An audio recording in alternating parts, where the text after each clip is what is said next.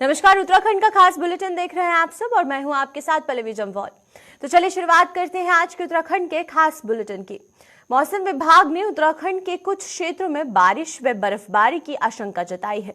मौसम विभाग के निदेशक विक्रम सिंह के अनुसार उत्तराखंड के उत्तरकाशी, चमोली, पिथौरागढ़, बागेश्वर, रुद्रप्रयाग में बारिश व बर्फबारी देखने को मिल सकती है। उन्होंने कहा है कि 24-25 जनवरी को मौसम साफ रहने की संभावना है और इसके बाद 26 तारीख को भी बारिश बर्फबारी की आशंका है। इसके अलावा अन्य जिलों में मौसम साफ ही रहेगा।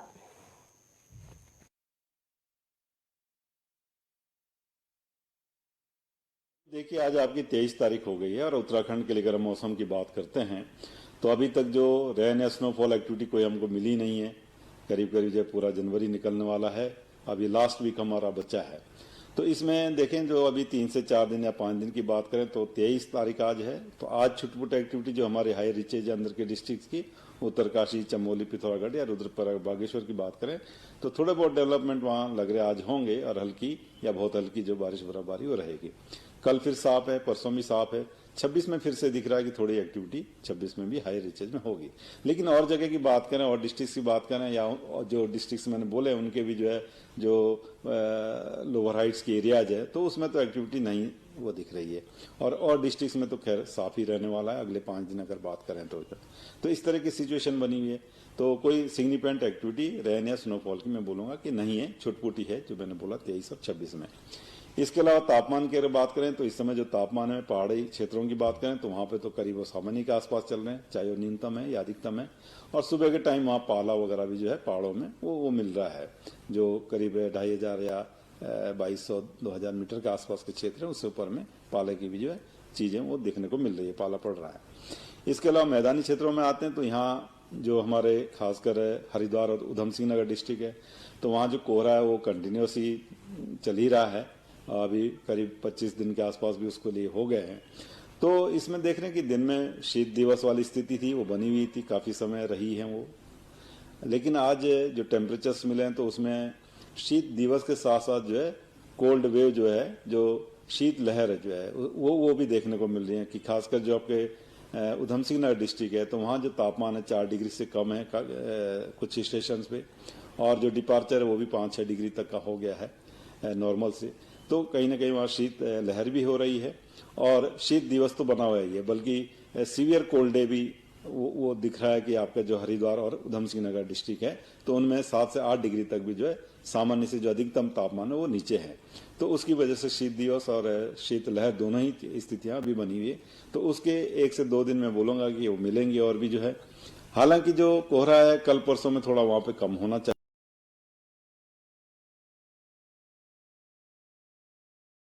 तो रहेगा कोहरा जो है, तो एकदम साफ वो होने वाला नहीं है। और ये जो शीत दिवस या शीत लहर की बात है तो ये भी 2 दिन आप कह सकते हैं कि वो चीजें वहां रहेगी। तो कहीं ना कहीं जो मैदानी क्षेत्र है उसमें लोगों को खासकर बुजुर्ग या बच्चों को काफी प्रिकॉशन लेना चाहिए। जो है कोल्ड काफी है तो उनको जो है सर्दी से जो है बचाव के लिए अपना जो है वो एक्शन होना चाहिए। साथ ही जो ड्राइविंग वगैरह है खूब फॉग की वजह से उसमें भी दिक्कतें होती हैं तो संभल के बिल्कुल वो चलना चाहिए। तो इस तरह की स्थिति है। उसके बाद आगे देखते हैं कि क्या आगे होगा। अगर 5-6 दिन बाद मैं बात करूं तो ऐसे 31/1 में एक दिख रहा है कि एक सिस्टम आएगा और थोड़ी एक्टिविटी बढ़ेगी, परंतु थोड़ा दूर है उसका प्रिडिक्टेबिलिटी अगर बोलें तो थोड़ा चेंजेस भी उसमें आते हैं। तो 27-28 में उसमें बोलेंगे कि क्या एग्जैक्टली उसमें मिलने वाला है।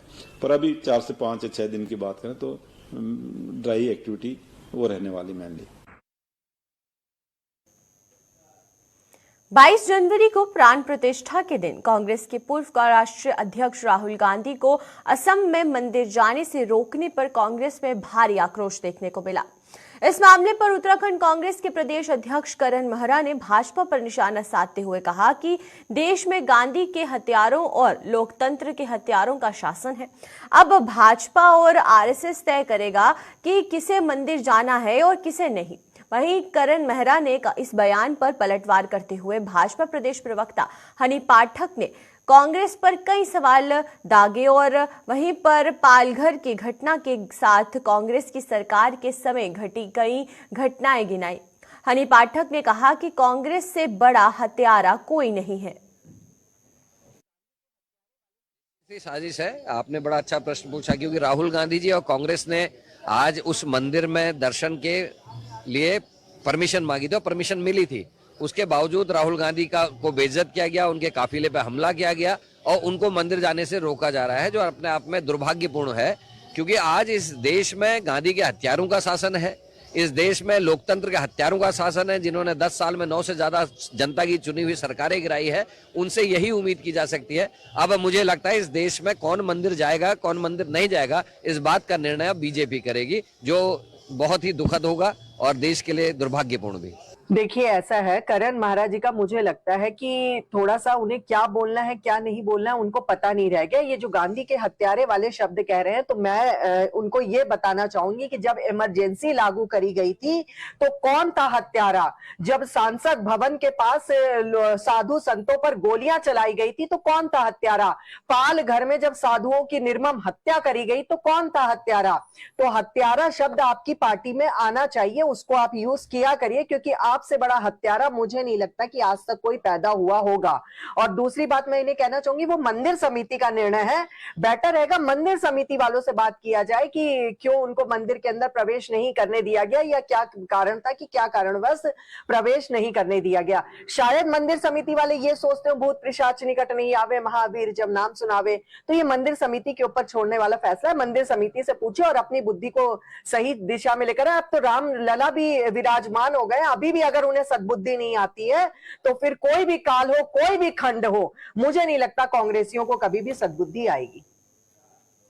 लोकसभा चुनाव 2024 को लेकर कांग्रेस ने भी अपनी तैयारियां तेज कर दी हैं। इसी कड़ी में 28 जनवरी को राजधानी देहरादून में कांग्रेस के केंद्रीय अध्यक्ष मल्लिकार्जुन खड़गे एक रैली को संबोधित करेंगे और इस रैली में पूरे प्रदेश के बूथ स्तर से लेकर मंडल स्तर तक के नेता और कार्यकर्ता भाग लेंगे।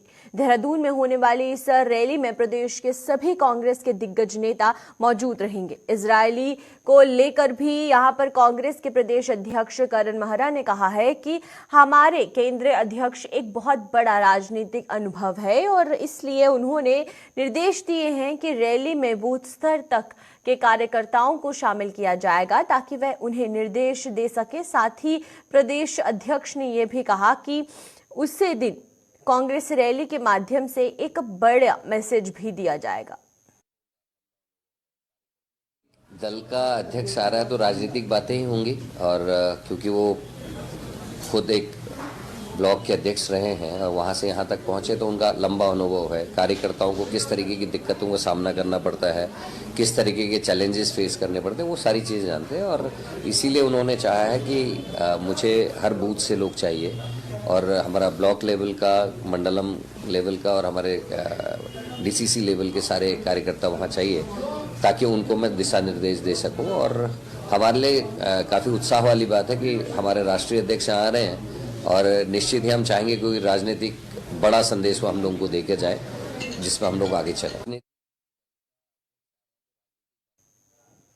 देश के साथ साथ उत्तराखंड में भी गणतंत्र दिवस की तैयारियां जोरों पर चल रही है। देहरादून की जिलाधिकारी सोनिका ने बताया कि प्रत्येक वर्ष की भांति इस बार भी गणतंत्र दिवस मनाया बड़ी धूमधाम के साथ जाएगा और वहीं पर इसकी तैयारियां भी शुरू कर दी गई हैं। उन्होंने कहा कि इस आयोजन के लिए नोडल अधिकारी भी नियुक्त कर दिए गए हैं और जल्द ही सभी तैयारियां पूरी कर ली जाएगी। सुरक्षा की दृष्टि से एसपी के निर्देशन में के सभी तैयारियों को पूरा किया जा रहा है और अभी वहीं पर इस बार गणतंत्र दिवस परेड ग्राउंड में मनाया जाएगा, जहां पर तैयारियां पूरी कर ली गई हैं। जनवरी का जैसे हम लोग हर साल ही हमारे जो डिपार्टमेंट्स हैं, पीडब्ल्यूडी और हमारे जो लाइन डिपार्टमेंट्स हैं, नगर निगम हो गए, एमडीडीए हो गए, सभी को हमने इंस्ट्रक्शंस दे दिए हैं और हर साल की तरह हम इस साल भी काफ़ी भव्य आयोजन कर रहे हैं। बीते दिनों मसूरी में आरोपी को पकड़ने गई पुलिस टीम पर बदमाश ने हमला किया था, जिसमें कि मालदेवता चौकी इंचार्ज मिथुन कुमार को पेट में गोली लगी थी और वह गंभीर रूप से घायल हो गए थे। इस मामले में बड़ी कार्रवाई करते हुए देहरादून एसएसपी अजय सिंह ने ड्यूटी में लापरवाही के चलते बलावल चौकी पर इंचार्ज सुनील नेगी और मयूर विहार चौकी इंचार्ज को सस्पेंड कर दिया है। एसएसपी ने बताया कि जांच में पाया गया है कि हमले के दौरान दोनों चौकी इंचार्जों ने मामले में जल्दी कार्यवाही नहीं की थी और न ही आरोपी को पकड़ने गई टीम को ठीक तरीके से ब्रीफ किया था।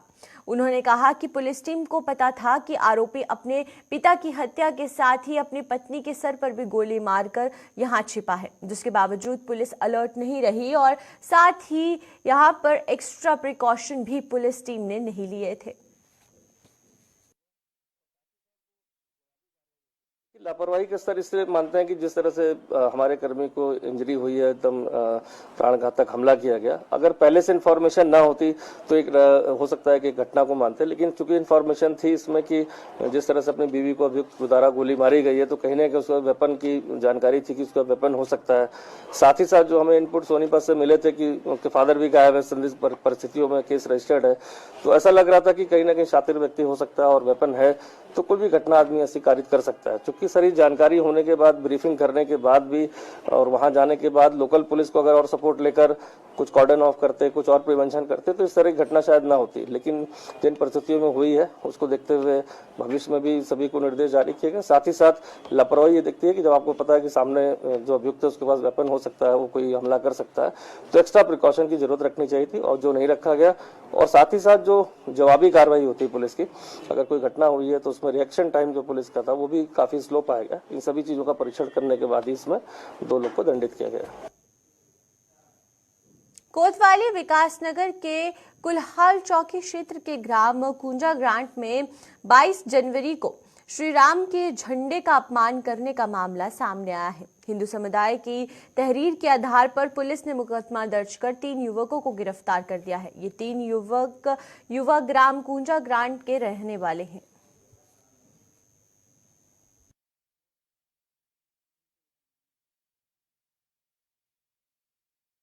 थाना विकासनगर में सुनील कुमार द्वारा एक तहरीर दी गई थी जिसमें झंडे का अपमान किए जाने को लेकर तहरीर दी गई थी। इस संबंध में हमारे द्वारा 153A व 295A भादवी के अंतर्गत अभियोग पंजीकृत कर दिया गया है और साथ ही साथ 3 अभियुक्तों की गिरफ्तारी भी कर ली गई है, जिन्हें आज माननीय न्यायालय में प्रस्तुत किया जाएगा।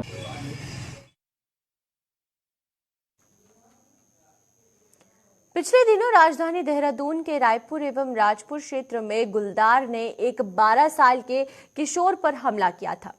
तब से लेकर अब तक रायपुर व राजपुर क्षेत्र में लोगों में दहशत का माहौल बना हुआ है और शाम होते ही लोग घरों में कैद होने को मजबूर हो जाते हैं।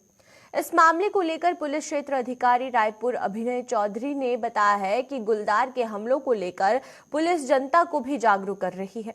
इसके अलावा वन विभाग और समन्वय बनाकर पुलिस गुलदार को पकड़ने का काम कर रही है। वहीं पर कार्टर डालकर उसकी खोज भी लगातार जारी है।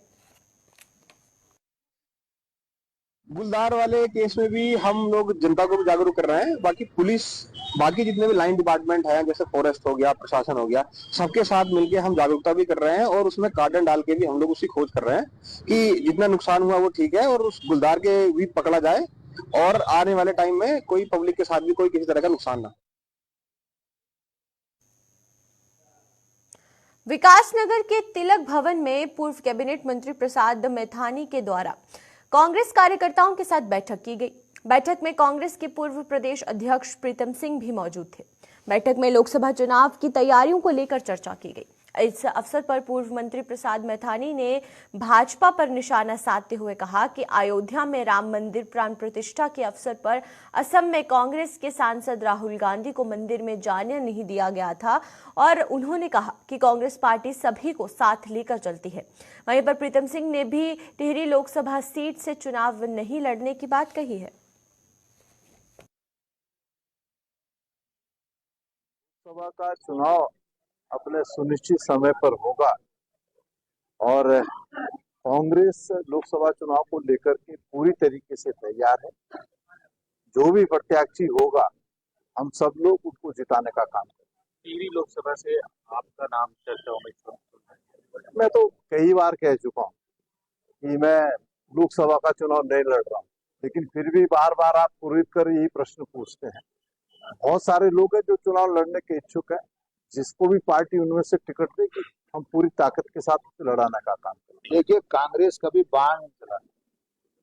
कांग्रेस जो है फूलों से बात करती है। बीजेपी का जो राम ये उनके दृष्टि से होगा। भगवान राम ने कभी भी किसी गलत बात को उजागर करने के लिए उन्होंने आवाज उठाई, उसका सर्वनाश करने की बात। और जो आज इस देश में हो रहा है, मुख्य तौर से मैं कहना चाहता हूं कि कल हमारे जो राष्ट्रीय नेता हैं, पूर्व अध्यक्ष राहुल गांधी जी मंदिर में जा रहे थे आसाम, और वहां पर उनको जाने से रोक दिया गया। तो आखिर में बीजेपी वाले चाहते क्या हैं? क्या केवल जो धर्म है इन्हीं का यही ठेकेदार है? ये हिंदुस्तान केवल धर्म के नाम पे नहीं चल सकता। सर्वधर्म समानत्व, स्वदेश स्पर्श भाव, इस भावना को लेकर के कांग्रेस चलती है। Centre of India trade union के बैनर तले विभिन्न संस्थाओं ने डीएम कार्यालय का घेराव किया, जिसमें कि मुख्य रूप से ई रिक्शा चालक, आंगनवाड़ी कार्यकर्ता और आशा वर्कर शामिल थे। इस दौरान इन लोगों ने विभिन्न मांगों को लेकर डीएम को ज्ञापन दिया।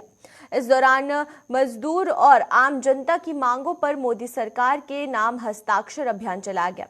उनकी मांगे हैं कि श्रम कानून में बदलाव को रद्द कर श्रम कानून को और अधिक प्रभावशाली बनाया जाए और न्यूनतम वेतन 26,000 किया जाए, ताकि मजदूर के परिवार का गुजारा बसेरा हो सके।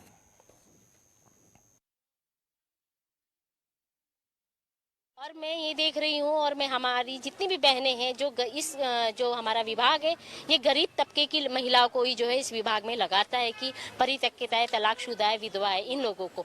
अभी क्या है कि ये हमें राज्य कर्मचारी घोषित नहीं करे। जो 9,300 रुपये, उससे हमारा कुछ भी नहीं होता है। हमारा बिजली का बिल इतना ज़्यादा आ जा रहा है, हमारा पानी का बिल है। अगर हम 9,300 रुपये की बात करें तो हमारे अगर 4 बच्चे हैं तो हम उनकी फीस कैसे भरें? और फीस को भी अगर हम प्राथमिक विद्यालय में अगर अपने बच्चे को भेज रहे हैं तो क्या वो बच्चा कपड़ा नहीं पहनता है? क्या वो खाना नहीं खाता है? या उसे कहीं घूमने का शौक नहीं है?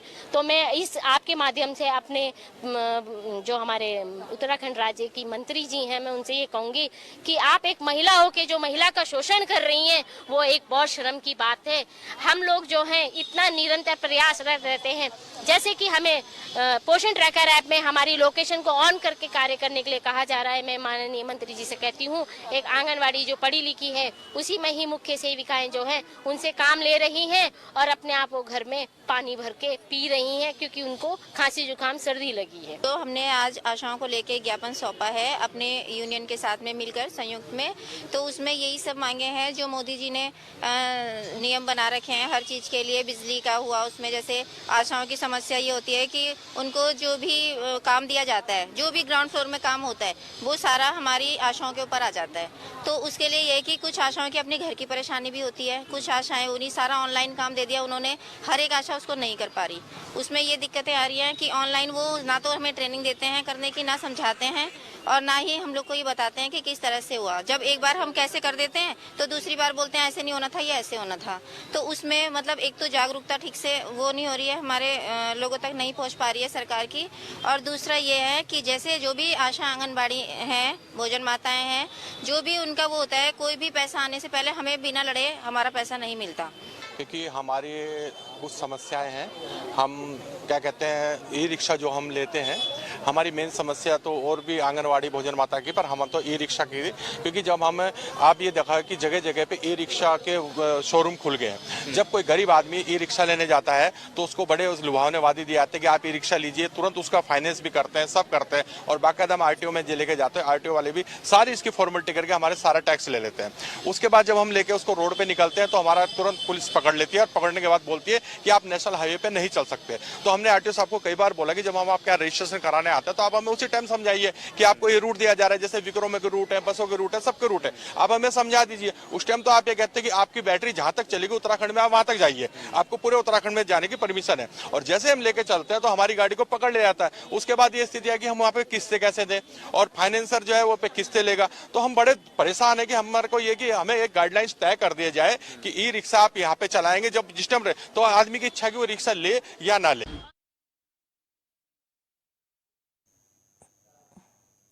देहरादून के रायपुर क्षेत्र में मानवता को शर्मसार करने वाली घटना सामने आई है, जिसमें कि एक दंपत्ति द्वारा एक नवजात शिशु को बैग में बंद कर कूड़े के ढेर में फेंका गया था।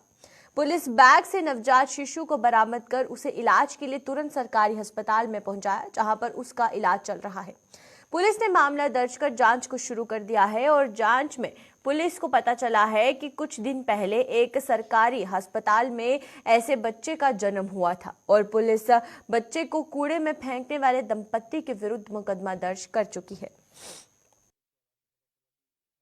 को सूचना मिली थी कि महाराणा प्रताप चौक के पास एक कचरे के डिब्बे में एक बैग पड़ा हुआ है संदिग्ध अवस्था में। जब पुलिस ने वहाँ चेक किया तो उसमें एक नवजात बच्चा जो है उसमें मिला था। चूंकि बच्चे की सांस चल रही थी, उसको तत्काल पुलिस द्वारा जो है सरकारी हॉस्पिटल में एडमिट कराया गया।